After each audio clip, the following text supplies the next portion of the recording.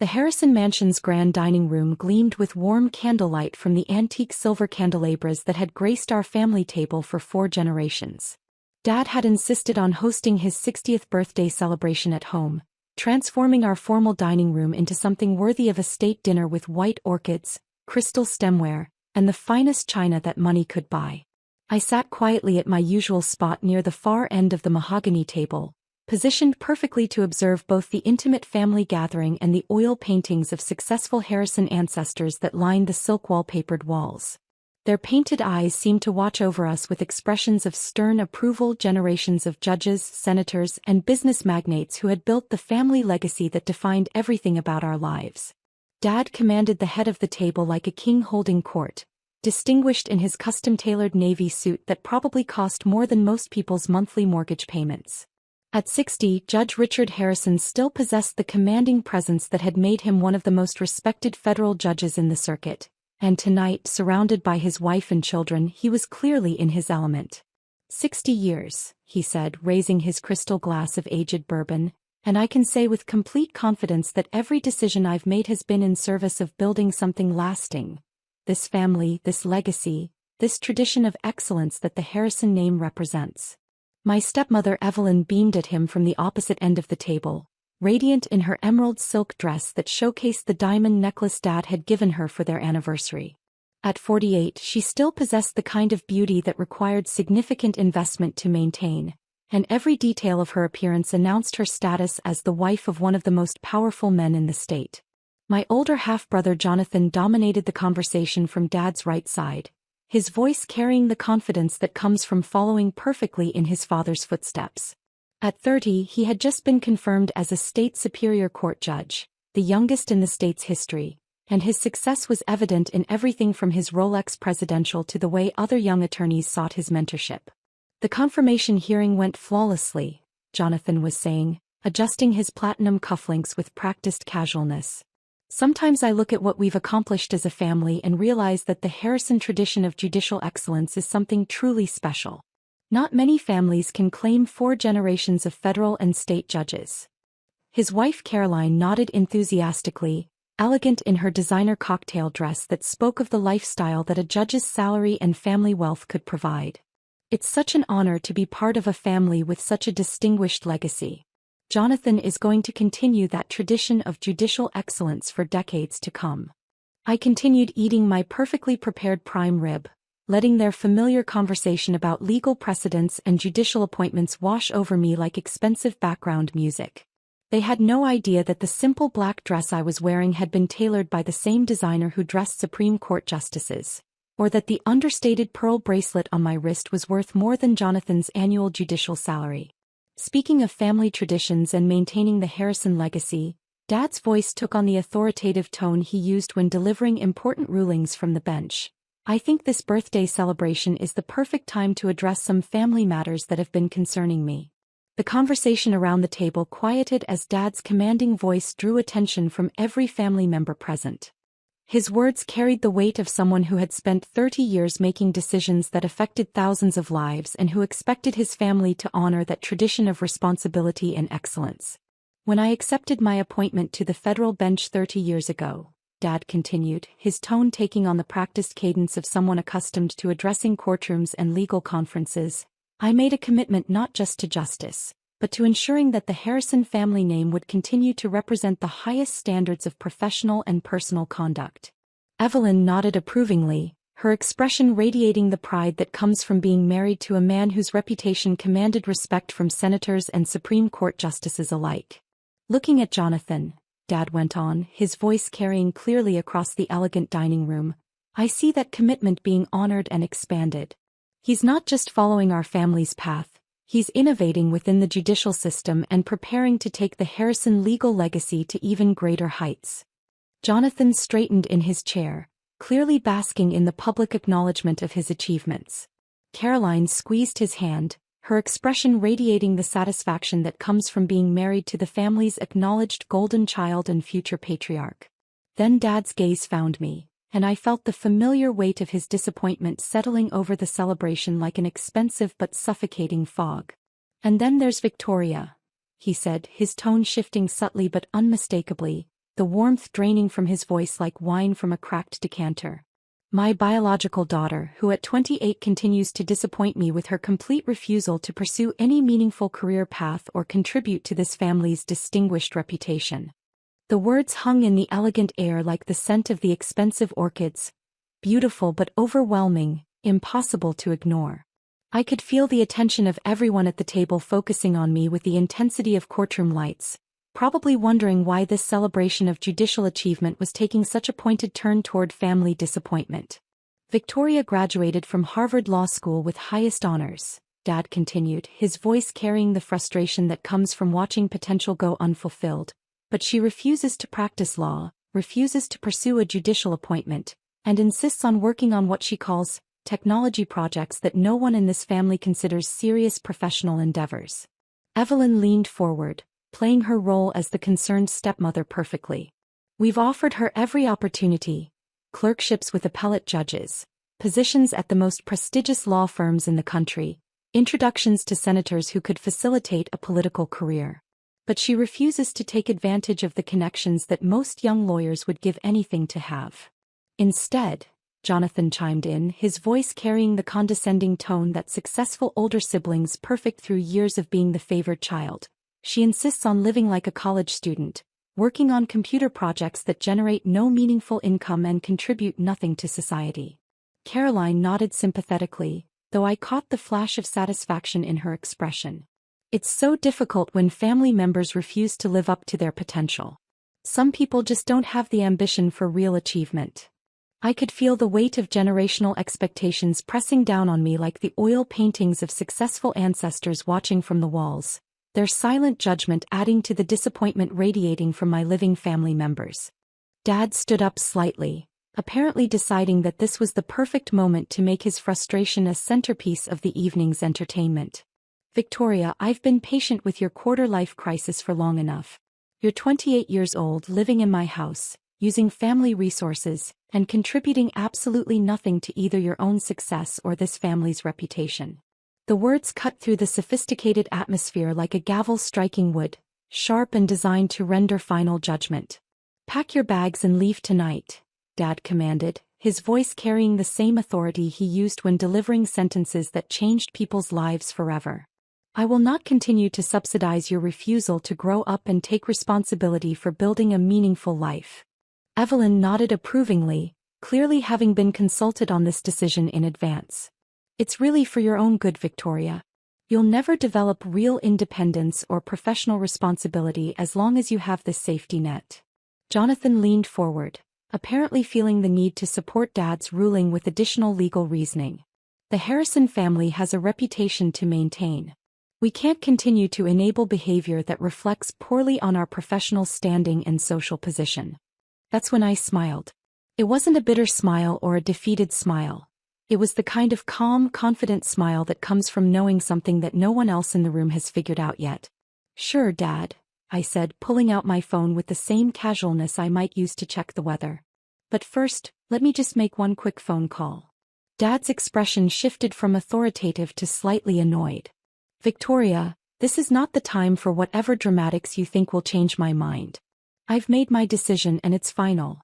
Oh, I completely understand, I replied, scrolling through my contacts until I found the number I needed. I just need to take care of some financial housekeeping before I pack. I dialed the number and put the phone to my ear, speaking clearly enough for everyone at the table to hear. Hello, this is Victoria Harrison. I need to cancel all Harrison family accounts effective immediately. The table fell silent except for the soft classical music playing from hidden speakers and the distant sound of grandfather clock in the hallway marking the quarter hour. Yes, that's correct, I continued, my voice remaining calm and professional. All credit cards, investment accounts, trust fund distributions, and monthly allowances for Richard, Evelyn, Jonathan, and Caroline Harrison. Please execute the cancellations immediately and send confirmation to my personal email. Dad's fork clattered against his plate as the implications of what I was saying began to sink in. Evelyn's face went pale beneath her carefully applied makeup. Jonathan's mouth fell open mid-chew. Also, I added, still speaking to my financial advisor, please transfer the deed for the Harrison family mansion to my personal holdings. The property was purchased with funds from my technology companies, so ownership should reflect that reality. What are you talking about? Dad whispered, his voice barely audible. I ended the call and placed my phone calmly on the table, where everyone could see the screen showing confirmations of the financial changes I'd just implemented.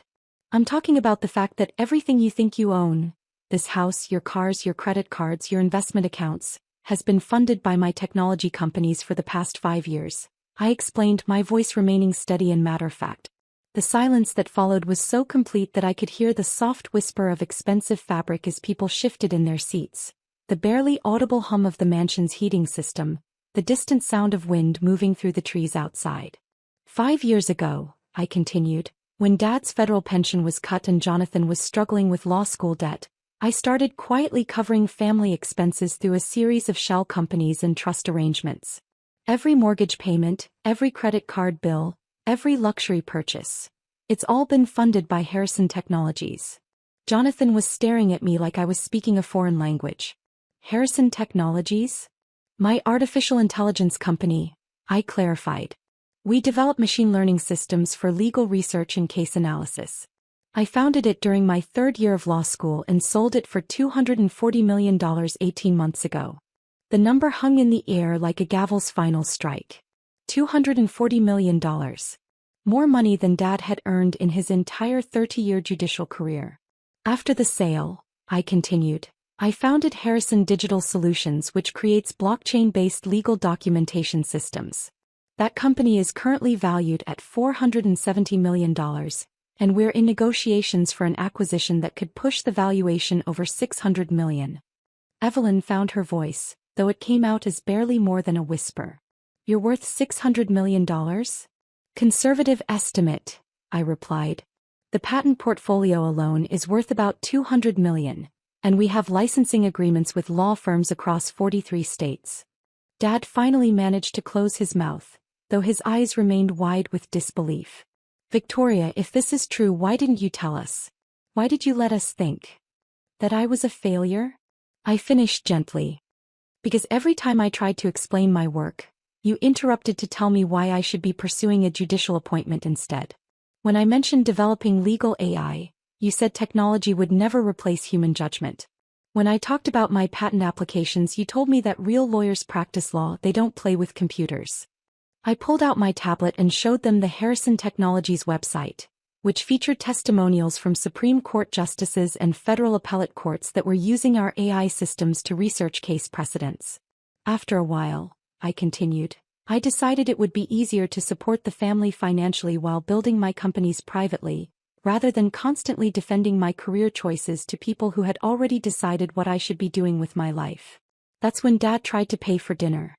He reached for his wallet and pulled out his American Express Black Card, the same card he'd used to pay for family expenses for the past 5 years without realizing that every payment was being covered by my companies through an automated system I'd set up. The card was declined. He tried his backup card. Also declined. I don't understand, he said, his voice carrying the confusion of someone whose financial foundation had just shifted beneath his feet. These cards have never been declined. That's because they've been automatically paid by Harrison Digital Solutions for the past 5 years, I explained. Along with the mortgage on this house, the insurance on your cars, Evelyn's spa memberships, Jonathan's student loans, and Caroline's shopping expenses. Caroline looked stricken. The shopping expenses? Approximately $47,000 per month, I confirmed, showing them the financial management app on my phone that tracked every family expense in real time. Plus another $32,000 monthly for Evelyn's beauty treatments, fitness trainers, and wardrobe consultants. Jonathan tried his own credit card, probably hoping it would work. It didn't. This is impossible, he said, his judicial composure cracking for the first time since I'd known him. I'm a state superior court judge. I have my own salary, my own accounts. Your salary covers about 30% of your actual expenses, I replied, showing him the detailed financial analysis I'd been tracking. The rest has been supplemented through the Harrison Family Trust, which is funded entirely by my technology companies. Dad sat back in his chair, his earlier authority completely deflated. Victoria, we had no idea. Why would you support us financially without telling us? Because you're my family, I said simply. And because I could afford to ensure that everyone lived comfortably while I built my companies. I didn't need credit or recognition. I just wanted everyone to be happy and secure. Evelyn reached across the table and took my hand, her eyes bright with tears. Sweetheart, I'm so sorry. We had no idea what you'd accomplished or how much you've been caring for this family. I know you didn't, I replied, squeezing her hand. And I forgive you. But I hope you'll understand why I can't continue funding a lifestyle that comes with the expectation that I should pack my bags and leave whenever you're disappointed in my choices. Dad cleared his throat, his voice rough with emotion. Victoria, about what I said earlier. You mean about packing my bags and leaving tonight? I asked with a gentle smile. Well, technically, since I own the house now, I suppose you could pack your bags if you prefer. But I'd rather we all stay and figure out how to be a family that supports each other's actual achievements rather than demanding conformity to predetermined expectations. Jonathan leaned forward, his earlier arrogance replaced by something that looked like genuine respect. Victoria, I owe you an apology. And I'd like to learn more about your legal AI systems. They sound like they could revolutionize how courts handle case research. I'd be happy to show you, I said, pulling out my business card. Harrison Digital Solutions has been working with several federal courts to streamline legal research processes. We could probably develop something specifically for state superior courts. As the evening continued and the family processed the revelation that their youngest member was not only financially independent but had been supporting their entire lifestyle, the conversation shifted from disappointment and judgment to curiosity and respect. Dad asked detailed questions about the legal applications of artificial intelligence. Evelyn wanted to understand how blockchain technology could secure legal documents. Jonathan expressed genuine interest in incorporating our systems into his court's operations. But the moment that mattered most came when Dad stood up to make a toast. Victoria, he said, his voice carrying the same authority it had earlier but with an entirely different message. I owe you more than an apology. I owe you gratitude, respect, and recognition for what you've accomplished. He raised his glass toward me, his expression carrying both pride and humility. You didn't just build successful companies. You built them while taking care of your family without asking for credit or recognition. That's not just business success, that's character. The next morning, I reinstated all the family credit cards and financial accounts. After all, taking care of family was never about the money. It was about making sure love comes with respect.